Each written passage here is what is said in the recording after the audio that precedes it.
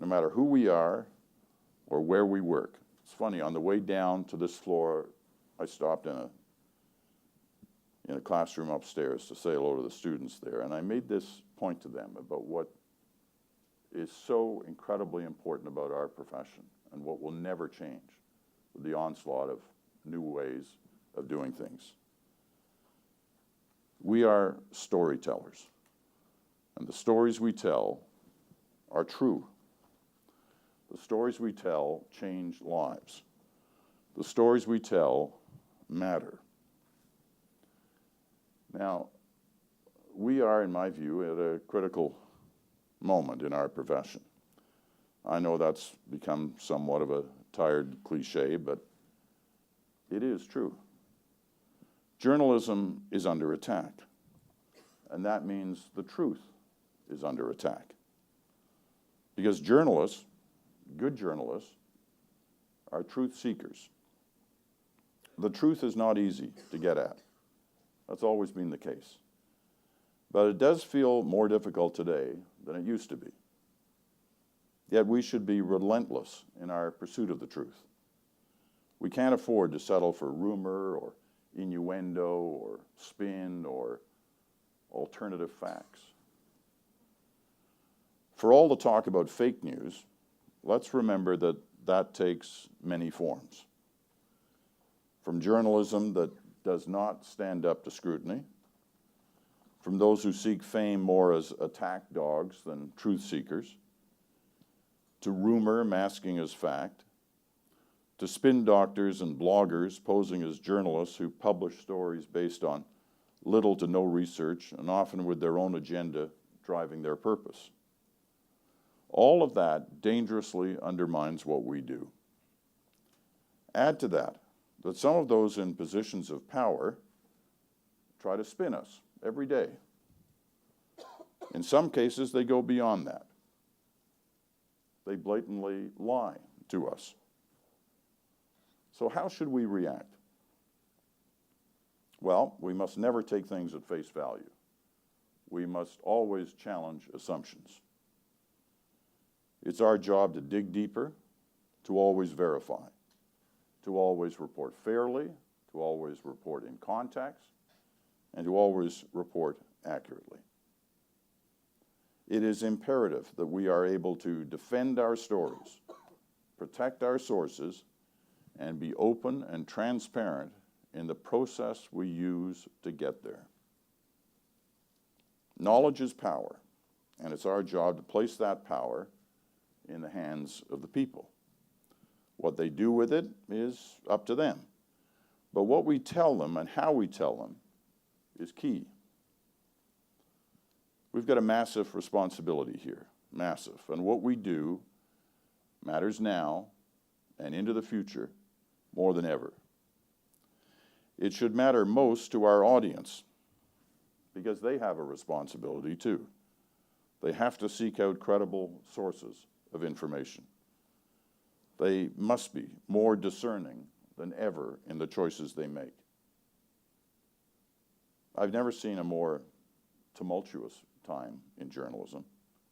It's unprecedented, and there are many reasons for that. It's never been easy to do our job, but this time it really does feel a little different. As I mentioned, increasingly, some politicians and other leaders from other professions withhold critical information, refuse to answer questions, and use both sophisticated methods of spin or sometimes straight up lies to discredit what we do. And many people listen to and support those actions. Now let me be clear, because I know you're all thinking of one guy in particular. Because I'm not just talking about the Donald Trumps of this world. If there's one mistake we, the mainstream media, make and continue to make, it's believing that Donald Trump is alone in the way he sometimes thinks and sometimes acts. That his lies or delusions or alternative facts or whatever you want to call them are his alone. Well, they aren't. He's articulating what it appears millions of Americans, and yes, many Canadians believe, and that we sometimes fail to understand. And we ignore that at our peril.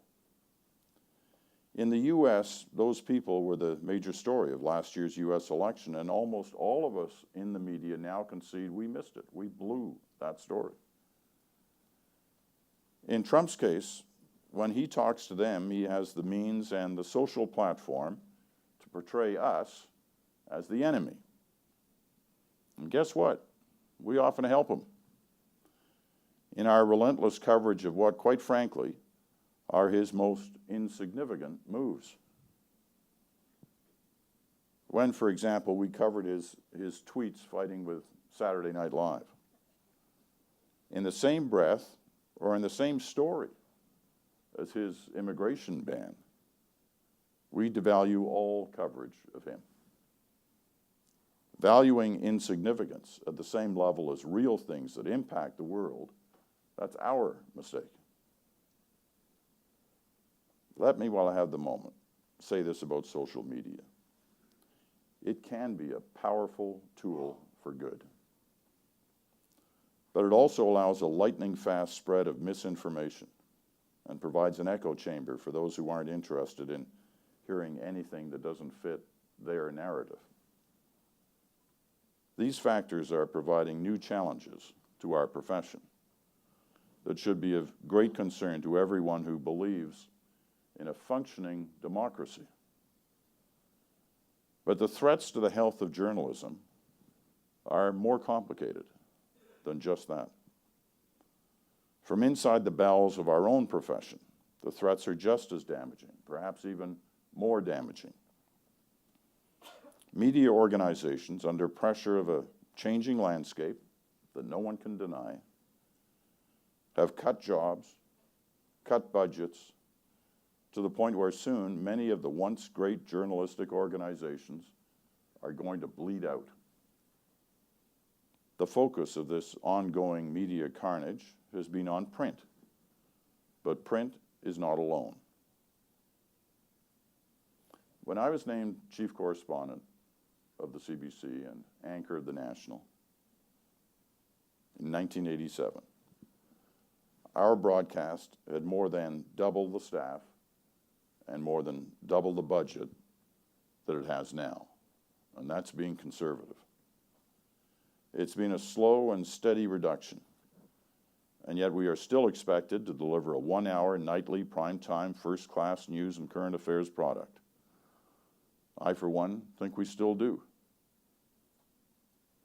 Just 2 weeks ago, we were voted by our peers as the best network newscast in Canada. And our stories, especially our investigative stories, continue to dominate the news agenda. I point to one of the most recent ones involving the high-pressure tactics used by the country's banks to pressure clients.